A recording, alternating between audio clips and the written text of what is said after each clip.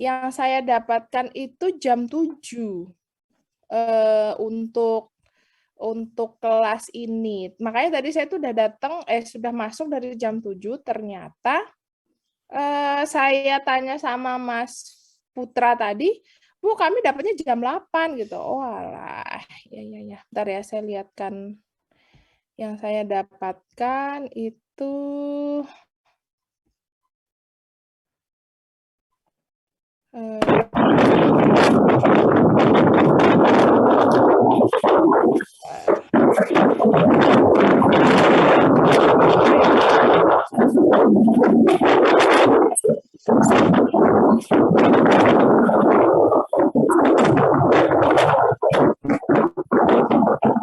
sorry, saya Mas, Mas mic-nya Mas tolong. Sorry, saya mute semuanya ya. Sorry. Oke. Mungkin yang lain, Amanda Gina, silakan diaktifkan videonya. Terus siapa lagi? Yang merasa belum, Aldiko, terus Muhammad Kamdan, terus Raihan, terus Kamdan, Aldiko, silakan. Kinanti, silakan. Dava, maaf kebencian, ya nggak apa-apa. Sebentar. Jadwal di saya itu seperti ini. Mungkin sambil melihat mana ya.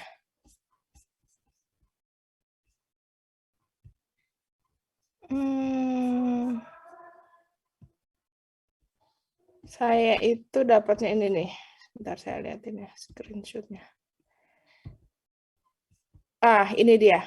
Kelihatan nggak ya, teman-teman? Nah, saya itu dapatnya coding and machine learning itu jam 7 di sini. Bisa nggak kalau nanti untuk mulai jam 7, kan 3 SKS sebelum jam 7 sih. Jam 7 sampai 9.30. Kayaknya di tempat teman-teman itu ada kesalahan itu. Gitu ya. Jadi minggu depan, karena kan 3 SKS ya. 3 SKS itu berarti kan satu SKS-nya 150 menit kan. Berarti 150 menitan. Ya sekitar 2 jam sekian kayak gitu. Biasanya juga seperti itu sih. Nah, ini coba Anda lihat yang di coding machine learning kelas apa namanya? Kelas E ya. Ini untuk yang kelas E itu pun juga dimulai dari jam 9.40 sampai jam 11. Sekian. Berarti kan nggak mungkin kalau cuma 1 jam sekian. Kayak gitu ya. Nggak apa-apa, nanti mulai minggu depan aja. Lalu untuk pertemuan hari ini, saya akan menjelaskan tentang RPS. RPS atau apa sih yang akan kita bahas selama 1 semester ke depan. Oke. Jadi di coding and machine learning ini sebenarnya adalah lanjutan dari apa namanya?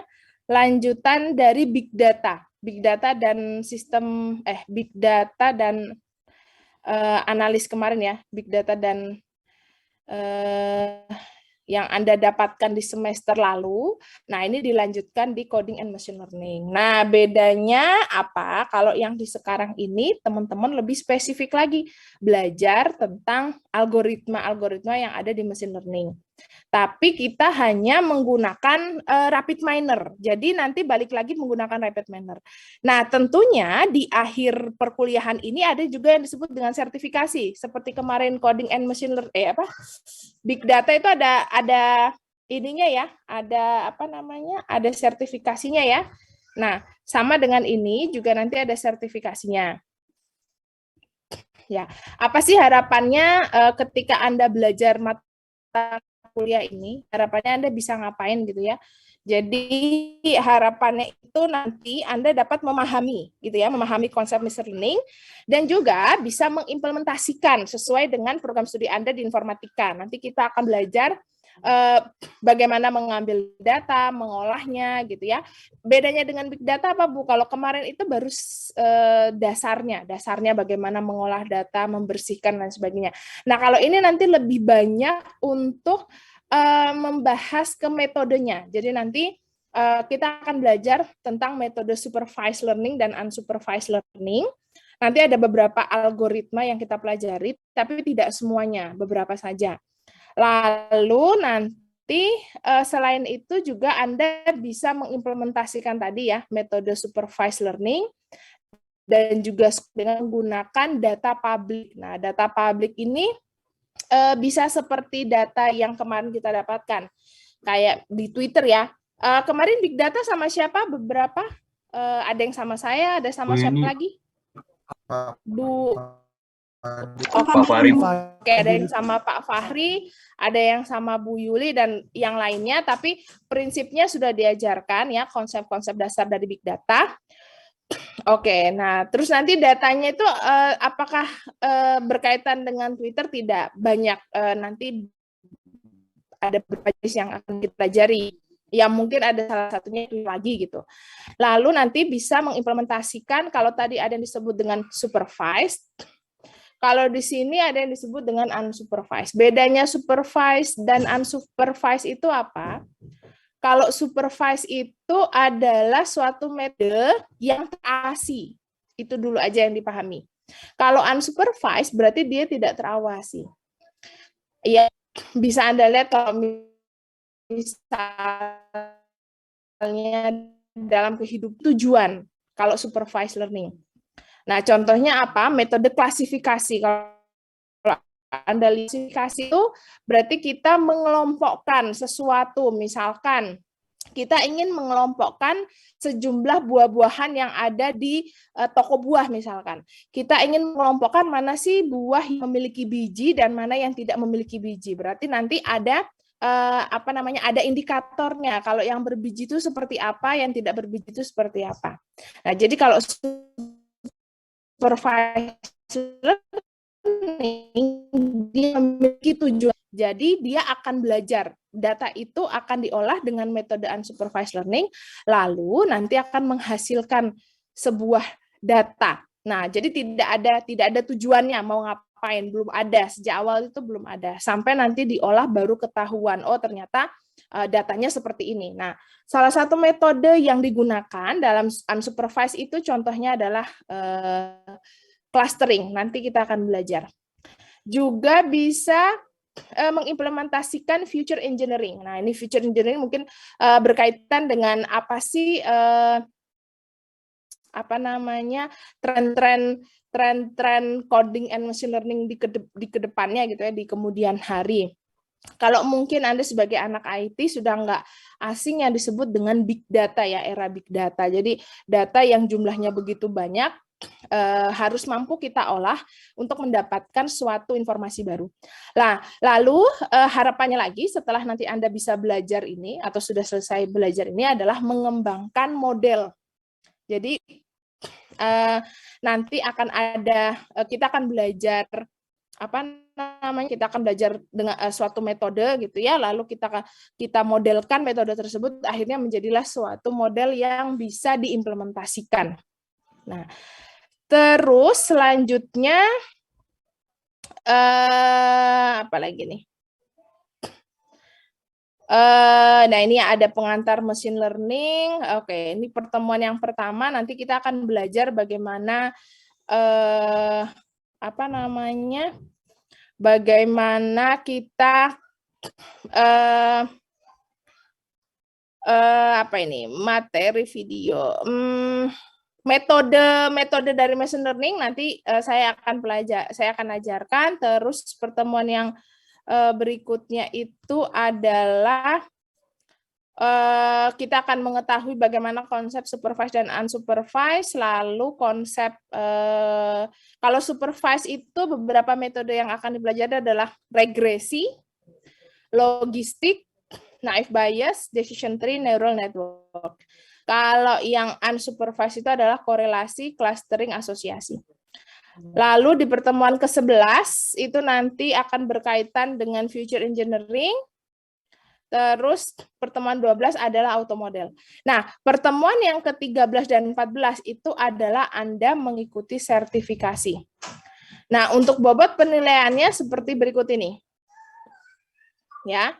Jadi CP-CP tadi ya, sebagian besar itu berkaitan dengan studi kasus. Nanti Anda akan diberikan studi kasus ya. Anda harus mengerjakan. Nah, poinnya itu adalah untuk studi kasus 70%, untuk tugas 30%. Ya. Jadi begini, prinsipnya begini. Sertifikasi itu adalah 20% dari seluruh bobot penilaian. UTS UAS itu 10%, 10%. Sisanya itu adalah tugas dan studi kasus. Ya, mungkin ini sama seperti yang kemarin ya. Jadi 70% itu adalah tentang mengerjakan studi kasus. Terus aplikasi yang kita gunakan dalam materi kuliah ini itu adalah Rapid Miner. Kemarin kan Anda sudah belajar tuh Rapid Miner di Big Data ya. Jadi kita melanjutkan itu. Kalau misalnya ada beberapa teman-teman yang Rapid Miner-nya bermasalah, silakan untuk diperbaiki ya. Sebelum masuk ke materi perkuliahan minggu depan. Mungkin hari ini pengantar sedikit saja sama perkenalan materi apa saja yang akan kita pelajari. Untuk minggu depan kita akan langsung masuk ke Rapid Miner. Nah, terus pada saat Anda belajar Big Data, Anda sudah dikasih modul Rapid Miner belum ya? Yang dari Rapid Miner-nya? Belum. Oke, nanti akan ada asisten, nggak tahu nih asistennya sudah masuk belum, Roh? Delviro. Oh, belum masuk. Ya, nanti akan di-share oleh Delviro, ya. Jadi di modul Rapid Miner itu Anda bisa belajar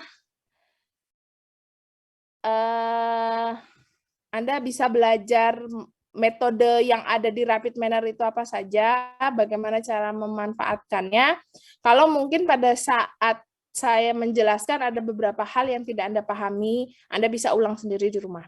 Sebentar, saya share ini dulu sama asisten.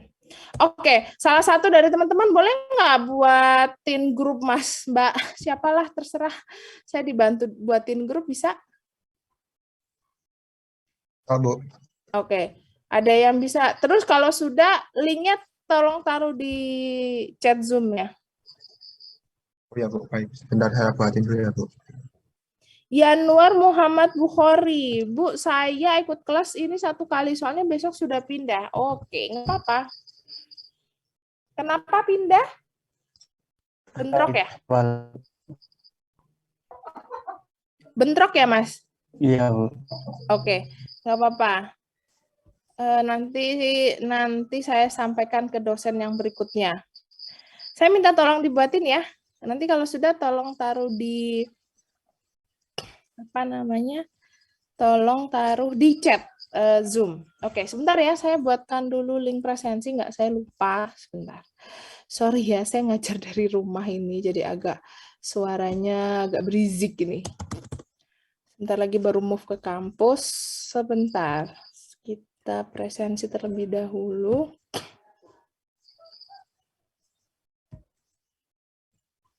Coding and Machine Learning kelas D. Delviro sudah datang belum ya?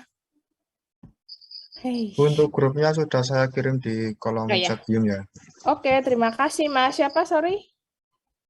Ristu, Bu. Oke, Mas Restu. Silakan yuk, gabung yuk supaya saya gampang untuk nge-share apapun itu. Nanti untuk untuk e-learning-nya juga akan saya share ya. Sebentar nanti ya. Saya nanti akan saya kabarkan di grup. Pokoknya sekarang join aja dulu yuk. Saya juga mau join ini. Sebentar.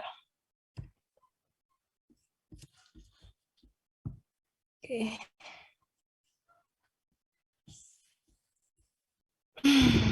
Bentar ya. Mana sini?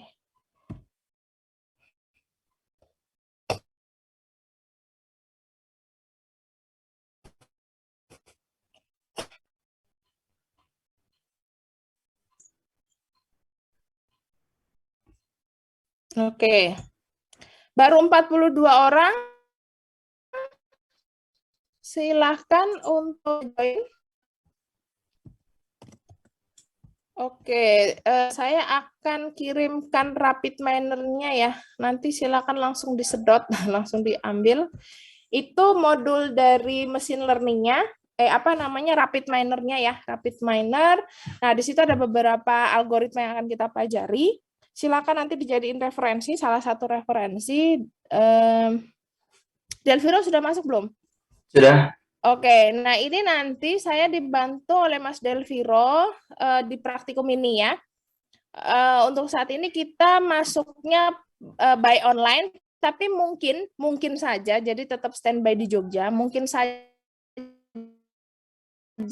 di bulan depan ketika sudah Omikronnya turun, ininya mungkin kita akan tatap muka. Jadi saya harap teman-teman tetap stay di Jogja, jangan kemana-mana karena kita memungkinkan untuk akan ada tatap muka. Sebenarnya sudah dipersiapkan semuanya, cuman karena keadaan ini jadi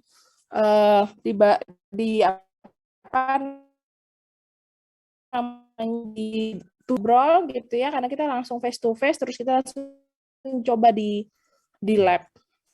Oke.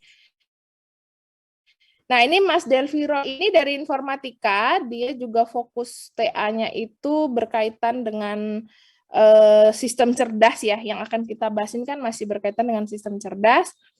Ini sudah menjalani skripsi, jadi menunggu pendadaran, dia membantu di praktikum. Oke. Itu ada yang mau ditanyakan dulu mungkin?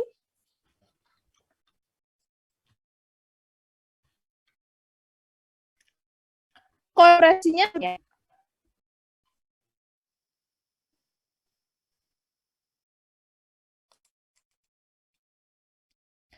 Silakan kalau ada yang buat. Ya. Oh ya, terus gini, saya itu biasanya sebelum UTS mungkin yang pernah dengan saya ada, saya itu biasanya ngasih kuis gitu ya, selain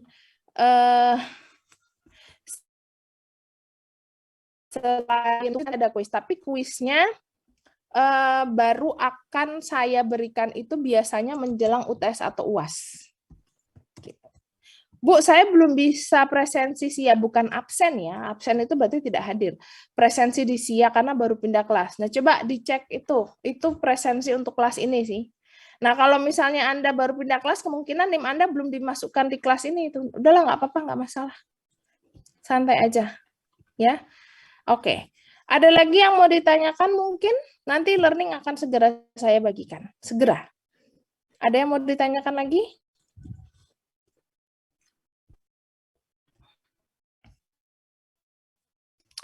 Terus apa lagi ya? Intinya nanti kita pakai rapid miner.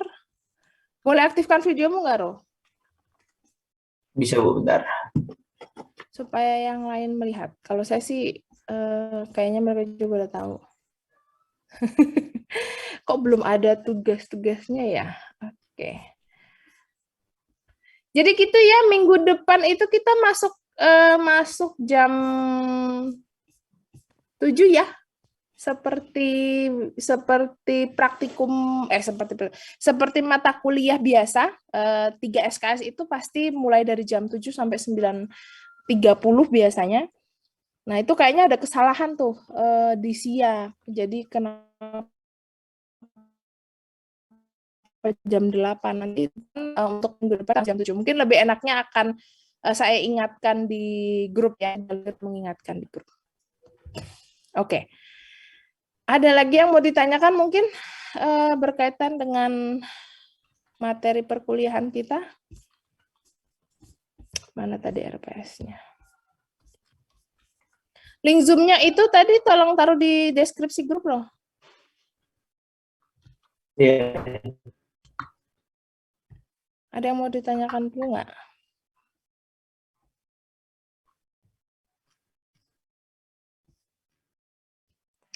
Belum ada kayaknya, Bu. Belum ada ya. Oke. Kalau dengan rapid miner ada yang terkendala? Ada tuh.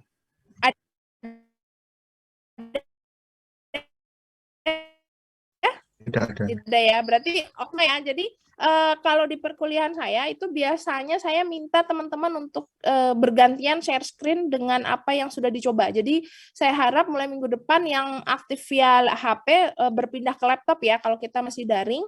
Karena biasanya saya akan minta dan saya akan ngelis satu-satu mana yang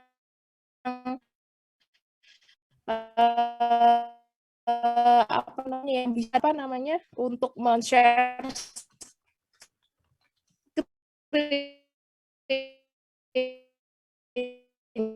jadi tolong aktif mulai minggu depan. Oke, mungkin saya kasih Ro, kamu bikin Grup. apa ini? Buat siapa? Ini Oh, udah ada. Ini saya. Tolong dikasih lagi ke Delviro, dia baru join. Udah ada. Kita coba belajar lagi. Nggak belajar sih, lebih ke pengenalan machine learning itu apa sih gitu ya. Jadi machine learning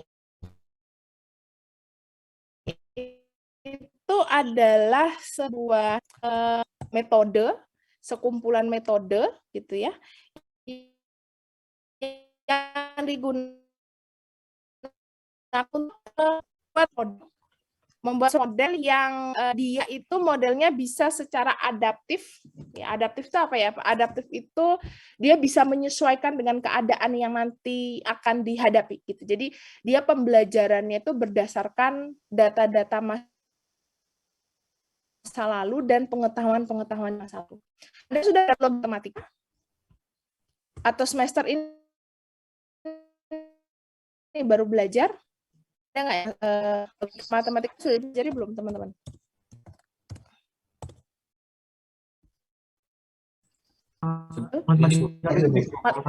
Sisbilog, sistem. Ya, sistem bilangan ya, wes. Oke, sama. Sudah belajar berkaitan tentang ini, berkaitan tentang aturan, if else gitu-gitu. Sudah ya? Premis, terus tentang premis ya, lebih ke logika ya. Sisbilog itu sistem bilangan dan logika itu. Nah, jadi simpelnya begini, di Sisbel itu kan Anda belajar bahwa ada suatu kondisi yang disebut dengan premis 1, premis 2, terus konklusi. Ada nggak yang seperti itu? Anda sudah pernah belajar itu belum? Halo, di Sisbilog itu Anda belajar apa, Wes? Angkatan saya nggak dapat. Astaga. Aduh, nggak dapat Sisbilog. Enggak, Bu. Hah? Kok bisa? Kan angkatan 17. Mungkin pengganti mungkin, Bu. Ya, di 17 itu namanya logika matematika. Oh, matematika listrik, Bu, kalau itu. Iya. Ada, Ro, kamu 2017 dapat logika matematika kan? ada. Nah, di logika matematika. Jadi dasar-dasar metode yang ada di machine learning itu salah satunya adalah seperti itu, menggunakan aturan. Itu namanya basis dengan aturan. Nah, apakah hanya dengan itu? Tidak, banyak sekali. Cuman kalau Anda pernah belajar sistem bilangan dan logika, itu adalah dasar dari machine learning. Hanya dasarnya.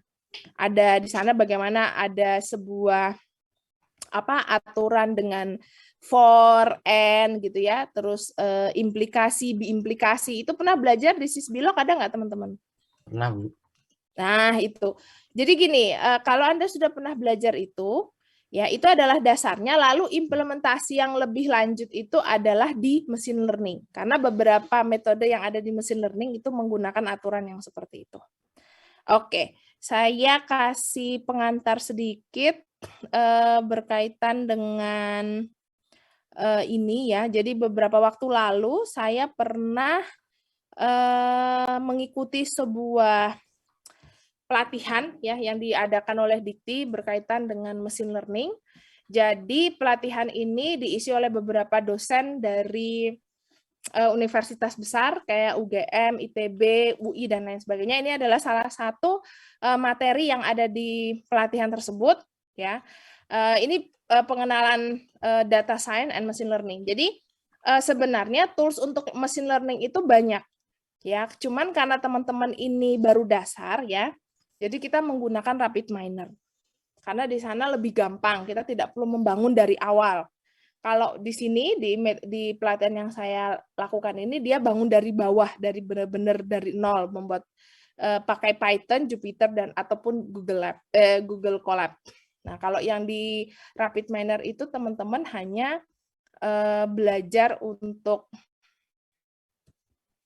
memanfaatkan saja ya. Jadi tidak apa namanya tidak membangun data. Nah, kita langsung saja ke machine learning.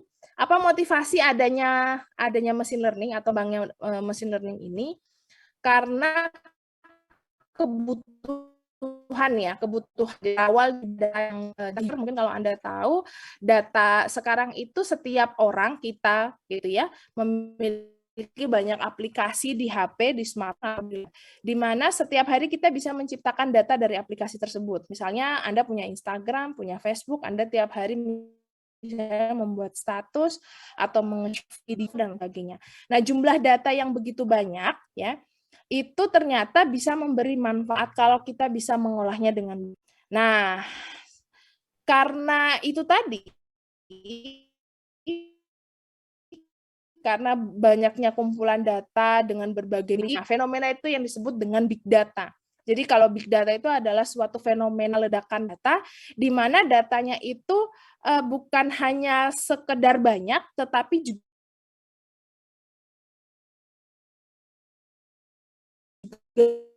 bervariasi ya. Terus pertumbuhan bisa itu video, bisa itu teks, bisa itu gambar, bisa itu suara dan banyak sekali. Nah, oleh sebab itu akhirnya banyaklah penelitian yang memanfaatkan data tersebut untuk sesuatu hal yang baru. Nah, beberapa metode yang bisa digunakan untuk mengolah data tersebut ya, ternyata tidak cukup baik menghandle data yang begitu banyak dengan metode-metode yang misalnya statistik deskriptif gitu, metode-metode yang sangat sederhana seperti statistik deskriptif. Contohnya metode statistik deskriptif itu apa? Contohnya kayak menghitung mean, modus, deviasi standar, pernah belajar itu di statistik ya. Nah, metode-metode yang sifatnya standar seperti itu tidak cukup mampu menghadapi ledakan data tersebut, sehingga muncullah metode yang lebih advance yang disebut dengan machine learning. Nah, jadi machine learning itu bukan hanya metode, tetapi juga suatu model yang mana konsepnya adalah model dan metode tersebut bisa belajar secara adaptif dengan perkembangan yang terjadi, gitu. Nah, kita langsung ke ke machine learning-nya saja. Mana sih? Ini materinya malah ini aplikasinya. Sebentar saya carikan dulu yang konsep machine learning-nya. Sebentar ya.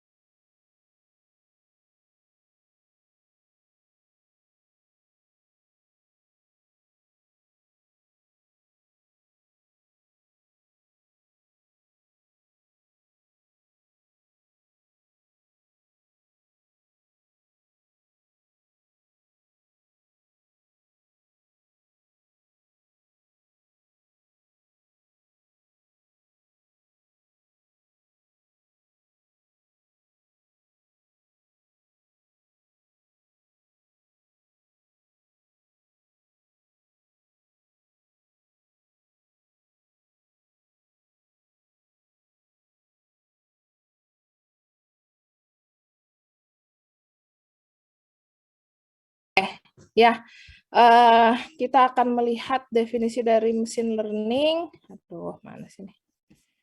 Oke. Jadi machine learning itu adalah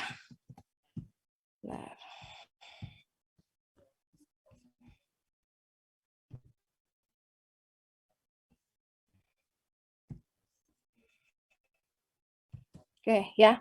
Di sini adalah konsep dasarnya adalah learning. Learning itu adalah suatu proses ya. Any process by which a system to improve performance from experience. Experience itu adalah pengalaman. Jadi metode machine learning itu belajar untuk mengelola data berdasarkan pengalaman sebelumnya. Pengalaman sebelumnya itu seperti apa? Jadi sebuah komputer itu dikatakan pintar karena dia bisa melakukan sesuatu secara otomatis ya. Misalnya ada sistem yang contohnya adalah bagaimana ada suatu sistem, kalau Anda pernah mendengar yang disebut dengan mesin Turing. Jadi mesin Turing itu adalah suatu sistem yang di tahun 80-an kalau nggak salah ya, belum tahun 2000, tahun 80 atau tahun 70 saya lupa. Itu adalah salah satu metode pertama artificial intelligence atau kecerdasan buatan yang mana sistem tersebut bisa mengetahui nih siapa pengguna dari komputer tersebut, apakah dia berjenis kelamin laki-laki ataupun perempuan. Bagaimana caranya sistem tersebut bisa mengetahui apakah penggunanya itu laki-laki atau perempuan, itu berdasarkan pengalaman. Jadi di sistem tersebut diberikan aturan, diberikan pengetahuan, lalu sistem tersebut belajar dari apa yang sudah diberikan tadi. Nah, ketika nanti diberikan suatu data baru, ya dia disuruh mengidentifikasi apakah sistem ini bisa mengetahui data tersebut laki-laki atau perempuan. Konsepnya sama seperti kayak manusia belajar. Kayak anak kecil kalau diberi pengetahuan pertama gitu ya di usia 2 tahun 3 tahun misalkan ada buah apel dan batu, diberikan pengetahuan kalau apel itu dia warnanya merah, rasanya manis misalkan. Kalau batu itu dia keras, tidak boleh dimakan dan lain sebagainya. Nanti ketika suatu hari dia bertemu dengan buah gitu ya. Buah apapun gitu, misalnya buah apel yang sama gitu ya, dia akan bisa mengidentifikasi kalau ini adalah buah, kalau yang itu bukan buah misalnya. Mesin itu bisa belajar dari pengalaman yang sudah diberikan pengetahuan, lalu dia mengetahui membentuk suatu pengetahuan. Nah itu prinsipnya begitu. Jadi ada pemahaman di dalamnya. Lalu bagaimana mesin itu belajar? Kalau dalam pemrograman tradisional, jadi ada data, ada program, ya. Data dan program ini berada di komputer, ya. Komputer itu akan mengolah inputan dari data tadi, diproses gitu ya. Lalu ada output. Jadi sebenarnya di sini ada input, terus diproses lalu output. Kalau tradisional, kalau machine learning gimana? Kalau machine learning itu ada input, ada proses, tapi hasilnya bukan output, hasilnya berupa program lagi, gitu. Jadi karena dia menghasilkan suatu model. Nah itu bedanya machine learning dan pemrograman tradisional. Nah, kapan sih kita menggunakan machine learning? Ya, machine learning itu digunakan ketika human expert, jadi orang pandai atau orang yang expert di bidang tertentu itu tidak lagi ada. Nah, terus ketika manusia tidak dapat mengeksplain itu menjelaskan kemampuan yang dia miliki. Contohnya misalnya one day sudah tidak ada lagi di dunia ini misalkan. Nah, sehingga kalau ada orang sakit, ya gimana dong? Nggak bisa dong berarti konsultasi, karena sudah nggak ada dokter. Nah, maka disitulah hadir machine learning. Lalu model itu harus bisa di-customize, jadi harus bisa di-update gitu ya, harus bisa disesuaikan dengan keadaan saat itu. Machine learning itu juga bisa ada ketika apa? Modelnya itu sifatnya besar. Bukan besar gini. Jadi dia bisa menangani data yang jumlahnya begitu banyak. Nah, kalau kita menggunakan manusia, tentunya membutuhkan banyak manusia, membutuhkan banyak waktu. Tetapi kalau dengan menggunakan metode machine learning, tidak butuh waktu banyak dan hanya mungkin menggunakan beberapa perangkat saja. Oke, ya itu motivasinya dari machine learning ya. Terus selanjutnya,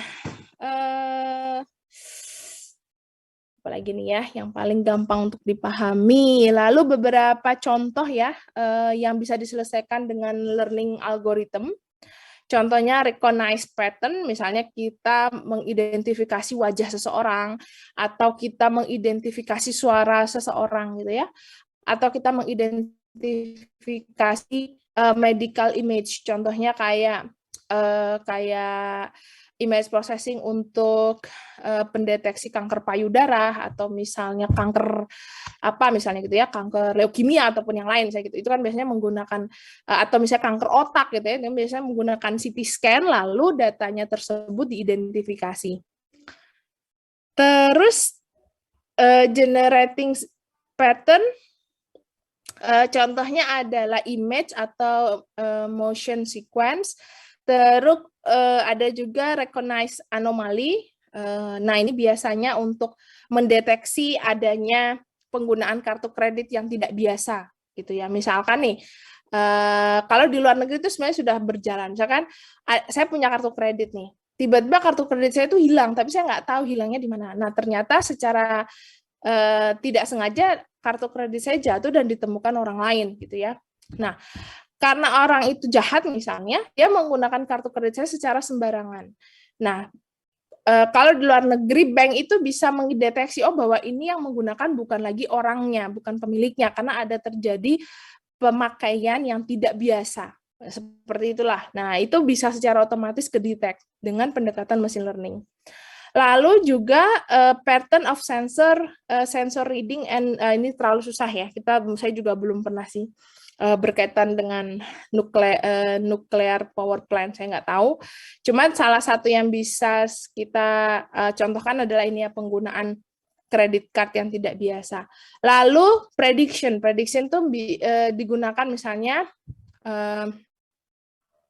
dalam satu perusahaan besar, misalnya apa ya, Superindo misalnya ya, dia menerapkan metode machine learning untuk memprediksi kira-kira di tahun sekian saya harus menyetok misalnya minyak goreng. Ini kan kalau Anda tahu minyak goreng itu sedang susah dan langka gitu ya, saya nggak tahu kenapa. Misalnya mendeteksi suatu produk tertentu di tahun berapa dia harus dijual lebih banyak dari tahun sebelumnya. Jadi contohnya seperti itu. Jadi beberapa metode dari machine learning bisa dimanfaatkan dalam berbagai bidang. Bisa di bidang medis, bisa di bidang bisnis, juga bisa di bidang yang lain gitu. Nah, beberapa aplikasi yang sudah diterapkan dalam machine learning itu contohnya pengembangan web ya, web search itu contohnya kayak Google itu juga sudah menerapkan machine learning ya. Terus ada computational biologi, saya juga belum paham nih, sudah pernah mendengar, cuman saya tidak fokus di bidang itu. Finansial itu berarti kayak bank tadi ya, jadi dia bisa mendeteksi adanya pemakaian kartu kredit yang tidak biasa. Nah, kalau e-commerce ini bidang saya di sini. Jadi tapi penelitian yang saya lakukan belum sepenuhnya menggunakan konsep machine learning. Tetapi manfaatnya apa sih di machine learning ya berkaitan dengan e-commerce? Contohnya kayak Anda tahu ada Shopee, ada Tokopedia dan kawan-kawannya, itu adalah suatu e-commerce yang saat ini sudah berkembang, yang dia itu menerapkan konsep machine learning. Misalkan Shopee itu bisa mengetahui setiap user itu memiliki kesenangannya masing-masing. Misalkan, kalau Sauca itu senang banget tuh ngelihat apa, misalkan ngelihat produk-produk yang berkaitan dengan kecantikan misalkan, atau fashion gitu. Misalkan kalau yang Delviro itu lebih senang yang bersifat sport gitu ya, misalnya kayak sneakers ataupun yang lain, contohnya gitu.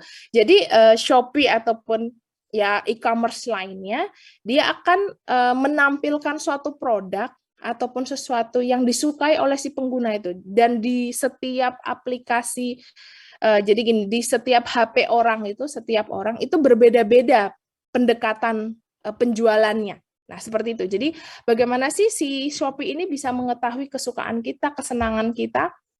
Yaitu tadi dengan metode machine learning, dia belajar bagaimana si orang-orang pengguna ini menggunakan aplikasi tersebut. Gitu. Dia belajar dari pengalaman. Misalkan saya ketika buka Shopee itu paling sering membuka fashion, terus mainan anak-anak misalnya gitu ya. Nah, sehingga ketika nanti saya muncul lagi atau saya masuk lagi ke Shopee, nanti barang-barang yang pernah saya cari sebelumnya di history beberapa hari yang lalu akan muncul kembali dan akan dikaitkan. Ini ada produk baru loh berkaitan dengan yang kamu cari. Nah, itu e-commerce, jadi Shopee akan muncul di setiap orang itu berbeda-beda pendekatannya. Bagaimana dia bisa seperti itu? Yaitu karena dia menggunakan pendekatan machine learning.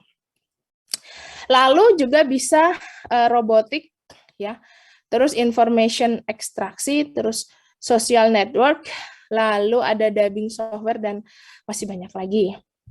Terus apa lagi ya? Jadi kalau menurut beberapa peneliti gitu ya, machine learning itu adalah field of study that give computer the ability to learn without being explicit program. Jadi gini, machine learning itu adalah suatu bidang ilmu ya di komputer yang mana dia bisa memberikan ability to learn. Jadi dia metode tersebut bisa memberikan pengetahuan kepada komputer tersebut tanpa adanya seorang programmer gitu. Jadi sistem tersebut bisa belajar dengan baik dan pintar tanpa ada expert lagi gitu. Ada orang yang lebih paham. Nah, itu yang disebut dengan machine learning. Terus banyak ya state of the art dari machine learning. Nah, mungkin kalau Anda tahu, nah contohnya ya di Nevada, dia itu mengembangkan suatu aplikasi di mana namanya, di autonomous car, di jalan raya gitu ya, untuk bisa mendeteksi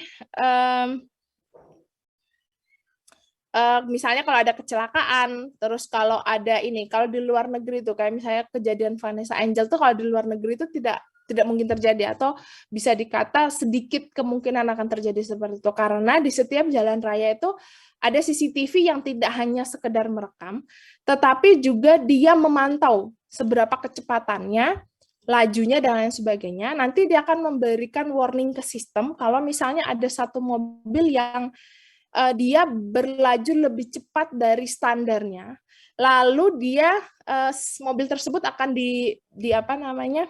dihubungi gitu ya melalui HP atau kontak dari si pengendara.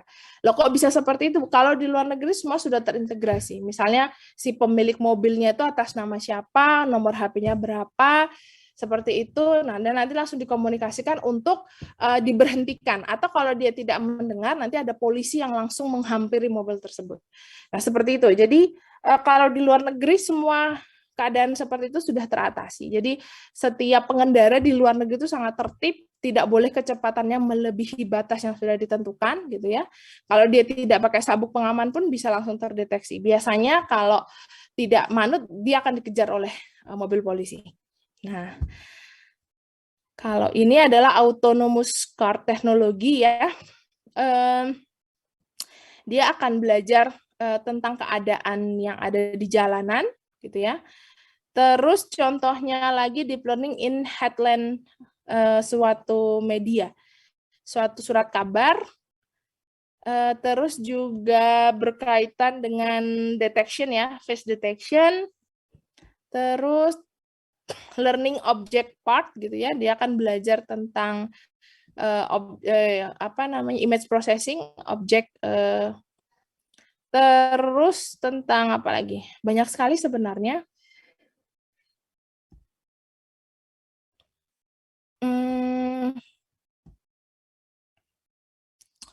Banyak sekali sebenarnya. Nah, impact of deep learning in speech Speech teknologi. Ya, oke. Machine learning juga sudah diterapkan di speech teknologi. Speech ya, speech. Speech itu yang kayak Siri, terus kayak Halo Google dan lain sebagainya. Itu penerapannya ya, itu beberapa aplikasi dari machine learning. Nanti kita akan belajar lebih lanjut lagi bagaimana metode machine learning itu dimanfaatkan, data-data seperti apa yang bisa dimanfaatkan. Oke, kalau Anda lihat di sini ya, deep learning ya. Jadi dikasih gambar nih, ada suatu gambar, di mana di gambar ini Anda bisa lihat bahwa si kamera ini bisa mendeteksi mana jalanan, mana mobil, mana gedung, mana langit. Nih ada sky, ya ini ada sky, terus ada building, berarti ada gedung gitu ya. Terus ini adalah jalan raya, terus ini adalah car ya. Ini dia bisa mendeteksi oh ada car, ada building, ada sky seperti itu. Nah, jadi ini salah satunya yang disebut dengan scene labeling. Jadi dia bisa memberikan label. Oke, kalau di Indonesia sendiri, machine learning itu mungkin penerapan di media umum gitu sepertinya belum terlalu banyak ya. Cuman salah satunya sudah mulai diterapkan di traffic itu ya, di jalan raya, bisa mendeteksi jumlah mobil gitu ya, terus parking, kayak mendeteksi berapa posisi dalam misalnya dalam suatu mall gitu ya, ada berapa sih yang masih kosong lokasi parkingnya, terus misalkan lagi di bandara-bandara itu kayaknya juga sudah menerapkan ini, kalau dari jarak jauh bisa ketahuan berapa suhu badannya seperti itu. Nah itu contohnya machine learning, bagian dari machine learning. Oke, sebenarnya ini metodenya banyak dan kompleks sih. Cuman di coding and machine learning ini kita tidak terlalu banyak sekali membahas, hanya beberapa dan sebagian kecil, dan juga kita menggunakan tools. Mungkin nanti lebih lanjutnya Anda bisa belajar di semester atas. Nanti kalau Anda misalnya minat sistem cerdas, nanti Anda bisa belajar lebih lanjut lagi tentang metode-metode lainnya lagi. Banyak sekali jenisnya, ada machine learning, ada deep learning, ada apalagi, wah banyak lah pokoknya. Nanti Anda akan belajar di semester 5, 6, dan sekian gitu, kalau Anda fokusnya di sistem cerdas. Cuman yang pasti memang basicnya kalau Anda ingin ngambil di bidang ini, basic matematikanya harus bagus gitu. Setidaknya berhitung bisa gitu ya, logikanya jalan gitu. Nah itu apa namanya, kemampuan dasar yang harus dimiliki untuk belajar lebih lanjut berkaitan dengan machine learning dan kawan-kawannya. Oke, sampai sini ada yang mau ditanyakan dulu mungkin? Oke, kalau belum ada, nah ini ada beberapa lagi yang tipe dari learning ya. Ada tadi sudah saya jelaskan, ada supervised learning, ada unsupervised learning, ada ini saya baru tahu nih, beberapa waktu lalu berdiskusi dengan teman yang kerja di suatu perusahaan software engineering gitu ya. Tapi dia bukan di bidang membangun sistem, tetapi dia di bidang artificial intelligence. Jadi dia membangun aplikasi yang berbasis artificial intelligence. Ada yang disebut dengan semi supervised learning. Ini baru saya tahu juga, ternyata ini sedang berkembang, SSL. Jadi dia belajar beradaptasi dengan lingkungan yang tipenya di antara supervised dan unsupervised. Itu yang disebut dengan semi supervised learning, dan ada yang juga disebut reinforcement learning. Nah, kalau contohnya nih reinforcement learning ada pada mobil Tesla. Kalau Anda pernah melihat mobil Tesla? Pernah lihat di YouTube nggak mobil Tesla? Pernah ya? Pernah, apa? Bu. Pernah. Oke. Ada yang tahu bisa ngasih pengetahuan nggak? Di Tesla itu apa sih, kenapa sih mobil itu jadi kayak booming itu, kenapa? Ada yang bisa, Ari Wibowo mungkin? Yang Anda tahu? Mobilnya bisa auto atau jalan sendiri gitu, Bu. Oke, selain jalan sendiri, dia bisa ngapain?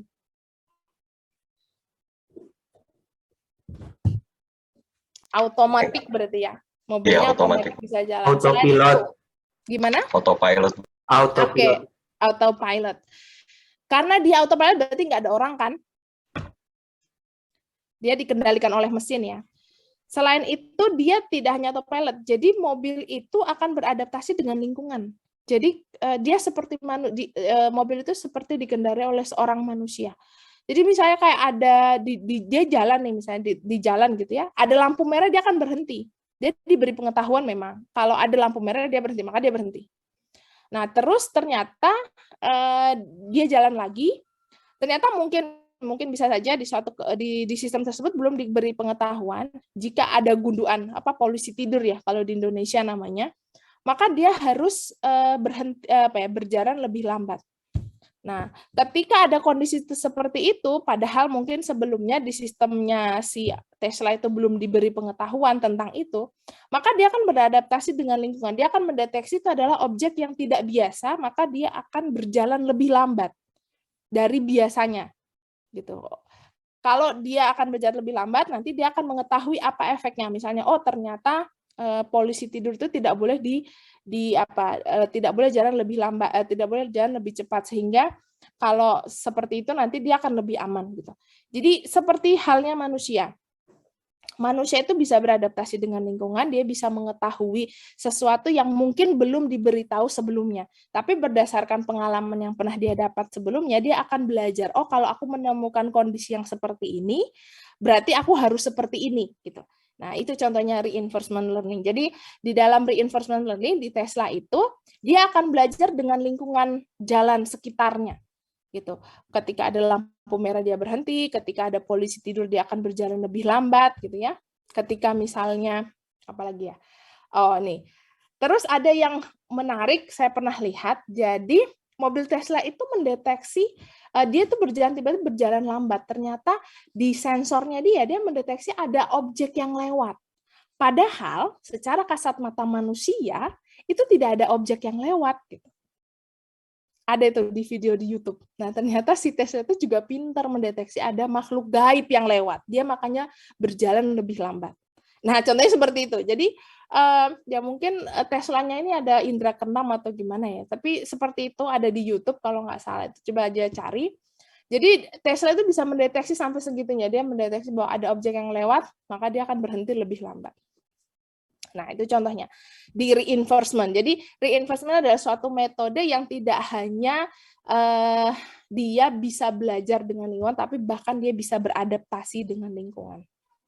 Lalu, ya ini adalah metode besarnya, ada supervised, unsupervised, ada semi-supervised, ada reinforcement.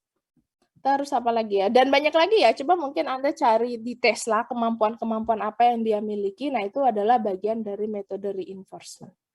Nah, itu tadi saya bilang bahwa di machine learning ini dasarnya itu adalah matematika. Karena banyak sekali persamaan matematika di situ. Nah, seperti itulah kira-kira. Oke, kalau ini ya, jadi metode supervised learning itu dia akan membagi sekumpulan data itu dalam dua bagian, bukan dalam dua bagian, bisa dalam banyak bagian, tetapi dia memiliki tujuan akhir. Misalkan dia akan mengklasifikasikan ke dalam kelompok A atau B. Sehingga kalau digambarkan dalam matematika, dia ada pembatasnya gitu. Jadi kalau klasifikasi itu dia membagi suatu data itu dalam kelompok tertentu gitu. Bedanya dengan clustering apa? Kalau cluster itu ada sekumpulan data yang banyak, dia akan membagi dalam bentuk cluster, bukan klasifikasi, dalam bentuk cluster, di mana cluster itu terbentuk ketika data di training. Nah, kalau data itu nanti di training, lalu dia menemukan pola, oh ternyata dari sekumpulan data ini, misalnya ya, data yang ada di sini, ini kan belum tahu nih labelnya nih, nggak ada labelnya kan, apakah dia warna kuning, hijau, dan ini nggak ada nih.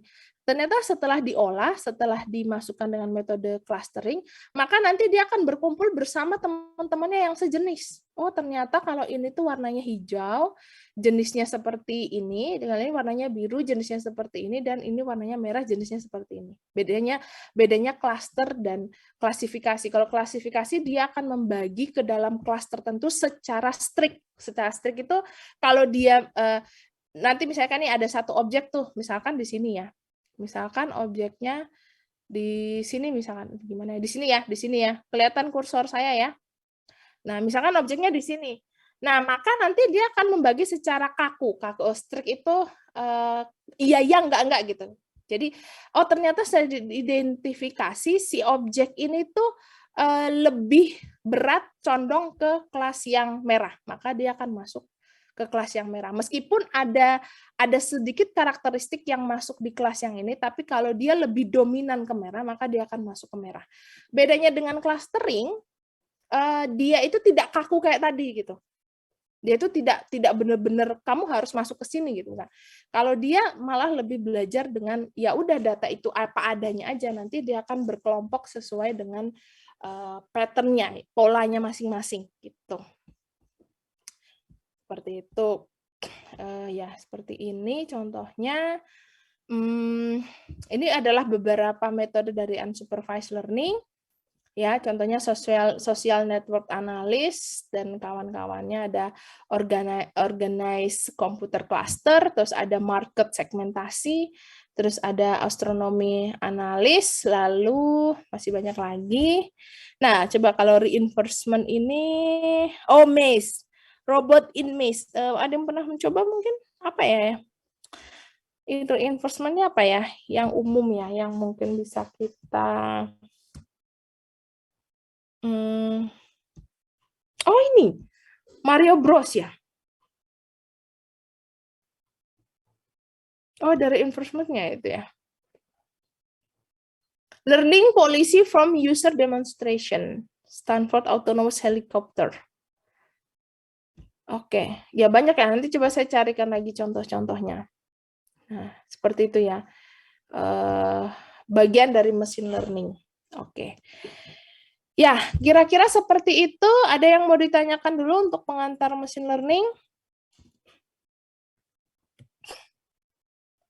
Nanti akan saya share juga materinya di e-learning. Dynamic program evaluasi. Oke. Ya, kalau belum ada ini saya tambahkan ada lagi. Jadi untuk mengukur bagaimana kinerja. Jadi ketika kita membuat suatu model gitu ya dengan metode tertentu, misalkan metode machine learning, kita harus mengukur model itu bagus atau tidak. Gitu ya. Model itu layak atau tidak untuk digunakan. Sama seperti kayak produksi suatu baju itu pasti ada validasinya. Apakah baju ini layak untuk dijual, bagaimana kualitas bahannya, bagaimana kualitas jahitannya misalnya dan lain sebagainya. Kalau di metode juga seperti itu. Bagaimana cara kita mengukur bahwa model itu sudah bagus atau belum? Ada yang disebut dengan akurasi. Nah, nanti kita akan belajar beberapa metode pengukuran algoritma. Ada yang disebut dengan cross validation, ada yang disebut dengan MS-square dan kawan-kawannya. Terus selain akurasi kita juga bisa melihat precision dan recall. Nanti kita akan belajar bisa menggunakan square error, ya, bisa menggunakan entropy, margin dan lain sebagainya. Kalau di klasifikasi itu paling umum digunakan adalah akurasi, precision dan recall. Biasanya dia menggunakan metode yang disebut dengan confusion matrix. Wah, ini banyak sekali mungkin ya hal-hal baru yang baru Anda dengar. Jadi secara umum seperti itu. Jadi ada beberapa algoritma yang ada di machine learning, lalu kita buat model dengan metode machine learning, lalu kita ujikan apakah model yang kita buat itu sudah bagus atau belum dengan pendekatan evaluasi. Nah, nanti akan lebih banyak lagi yang bisa kita explore. Nah, kalau di RapidMiner sendiri, bisa Anda lihat, di sini ada beberapa model ya. Ada prediktif, segmentasi, asosiasi, korelasi, similarity, ada future weight dan kawan-kawannya. Nah, kalau tadi yang berkaitan dengan evaluasi, kita bisa mengujinya di sini. Ada disebut dengan validation, ada cross validation, ada split validation gitu ya. Terus untuk scoring juga ada di sini dan masih banyak lagi. Ya, itu ya. Jadi nanti kita akan belajar ini menggunakan RapidMiner. Jadi Anda tidak perlu takut, wah susah nih, enggak susah karena kita memanfaatkan tools, cuman memang harus memahami konsepnya. Nah, mungkin nanti yang agak susah itu ketika sudah semester atas ya. Anda belajar di sistem cerdas dan kawan-kawan, itu Anda tidak boleh itu pakai tools. Anda harus membuat sendiri pakai Python. Nah, itu mungkin yang menjadi tantangan. Bukan susah ya, tetapi tantangan. Oke. Ada yang mau ditanyakan dulu mungkin teman-teman berkaitan dengan machine learning? Ada yang mau ditanyakan dulu?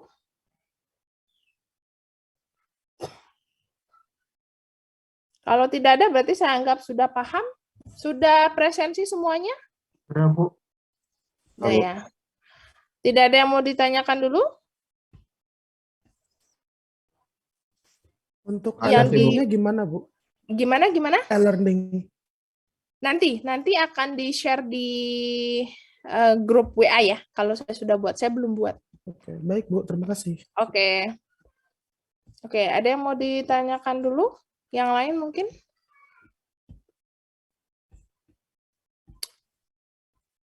Ada sih, Bu. Gimana? Belum ada. Belum ada ya, oke. Kalau belum ada presensi sudah semua ya? Sudah, Bu. Sudah, Bu.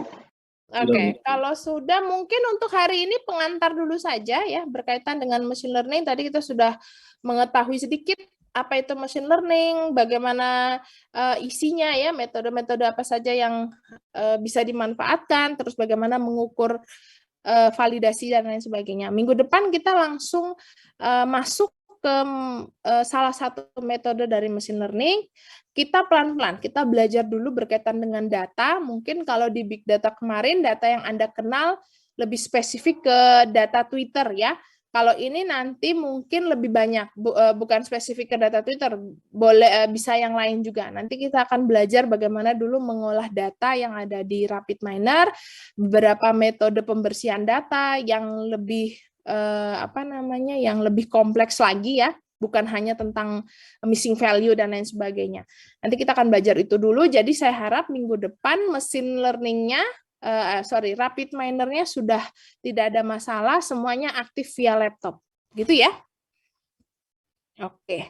Mungkin itu saja untuk hari ini, pengantar dari coding and machine learning. Minggu depan kita sambung lagi dengan materi yang lebih spesifik lagi ya, tadi baru pengantarnya saja. Oke, untuk perkuliahan saya harap teman-teman bisa menggunakan pakaian yang resmi ya, mungkin contohnya kayak Mas Ari Wibowo gitu ya. Tolong jangan menggunakan kaos karena dosen pun tidak diperbolehkan menggunakan topi atau kaos dan lain sebagainya. Mohon maaf saya belum bisa aktif kamera karena belum berada di kampus. Ini baru mau proses mau ke kampus. Oke. Mungkin itu saja. Insya Allah minggu depan kita sambung lagi dengan materi yang lebih spesifik, dipersiapkan lagi RapidMiner-nya. Itu saja untuk hari ini. Oh ya, sama satu lagi. Paling nanti di akhir perkuliahan itu ada studi kasus ya. Nanti dipersiapkan saja kelompoknya 1-3 orang satu kelompok, mencari suatu ide permasalahan lalu nanti diselesaikan dengan metode yang ada di machine learning. Oke, mungkin boleh cari dari sekarang teman kelompoknya, terus apa saja, apa data yang akan digunakan, mungkin boleh sambil dicari-cari, nanti akan dipresentasikan di minggu-minggu terakhir. Oke, itu saja mungkin ya untuk hari ini, kita ketemu lagi insya Allah minggu depan, saya harap tetap berada di Jogja, jangan pulang dulu gitu ya, mana tahu beberapa waktu ke depan kita harus tatap muka supaya Anda tidak perlu bolak-balik ya. Untuk saat ini kita tetap belajar dari rumah dulu, belajar dari kos-kosan, tapi siapa tahu bulan depan sudah bisa tatap muka, jadi tetap aja di Jogja ya. Oke, gitu aja untuk hari ini. Terima kasih yang sudah hadir. Kita sambung lagi minggu depan ya.